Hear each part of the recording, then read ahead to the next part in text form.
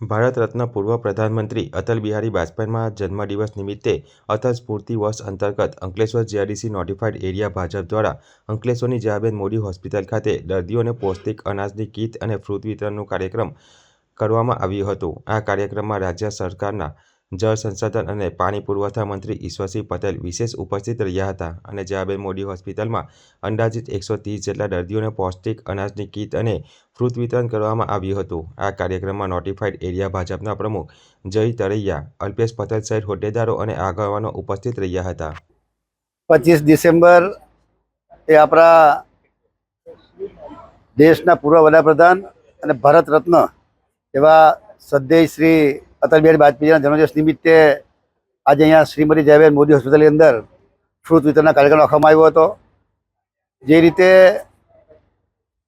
અટલ બિહારી વાજપેયીની વાત કરીએ તેઓ વિરોધીઓ પણ એમના વખાણ કરતા।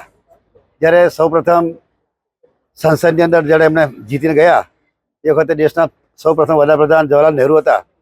ત્યારે ખૂબ સારું ભાષણ એમણે કહ્યું। ત્યારે જવાહરલાલ નહેરુએ એમ કીધું કે આ યુવાન એક દિવસ આ દેશના વડાપ્રધાન બનશે અને સતત 3 વાર આ દેશના વડાપ્રધાન તરીકે જે રીતે કામ કર્યું, એમાં સુવર્ણ ભોજ યોજના હોય કે સર્વ શિક્ષા અભિયાન યોજનાઓ હોય, આ યોજનાઓ એમના સમયની અંદર શરૂઆત થઈ। જોયું છે કે શિક્ષણની અંદર પણ સર્વ શિક્ષા અભિયાન દ્વારા અનેક શાળાના ઓરડાઓ બનાવીને આજે જે વિસ્તારમાં શાળાના ઓરડાની કમી હતી એવા વિસ્તારોની અંદર એનો લાભ મળી રહ્યો છે અને લોકોને એનો લાભ પણ મળી રહ્યો છે। ત્યારે સદૈવ વાજપેયીજીને આ તબક્કે હું એમને શ્રદ્ધાંજલિ અર્પણ કરું છું।